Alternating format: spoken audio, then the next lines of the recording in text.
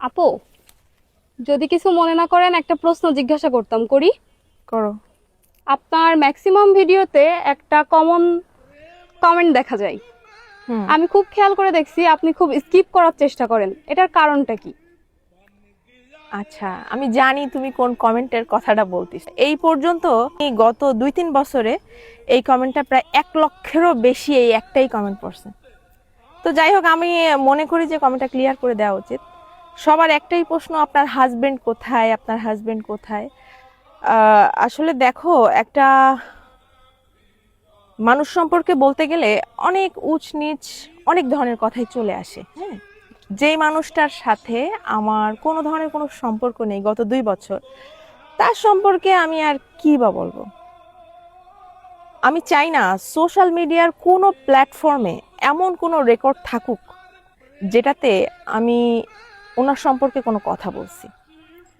কারণ আমার লাইফ তো শেষই, আমার শৈশব দেখা শেষ, কৈশোর দেখা শেষ, বিবাহিত জীবন ওটাও দেখা শেষ, কিন্তু আমার 2টা সন্তানের জীবন কিন্তু এখনো ইনট্যাক্ট। আমি চাই না ওদের দিকে কেউ আঙুল তুলে কথা বলার সাহস পাক। দেখ, তোর মা তোর বাবা সম্পর্কে এই ধরনের কথাগুলো বলে বেড়াইছে, এতটুকু সুযোগ আমি কখনোই কাউকে দিব না। আর এই কারণেই আমি চুপ। আলহামদুলিল্লাহ, যে যেখানে আছে সবাই ভালো থাকুক, সবাই ভালো আছে, সবাই ভালো থাকুক। উনিও ওনার নতুন জীবন নিয়ে ভালো আছে, আমিও আমার 2 সন্তান নিয়ে অনেক ভালো আছি আল্লাহর ইচ্ছায়। তো আমি আশা করব যে আমার কোনো ভিউয়ার্স যারা আমারে ভালোবাসে, যারা আমারে পছন্দ করে, তারা আর কখনো আমার কোনো পোস্টে এই ধরনের কমেন্ট না করুক, আমি অনুরোধ করব।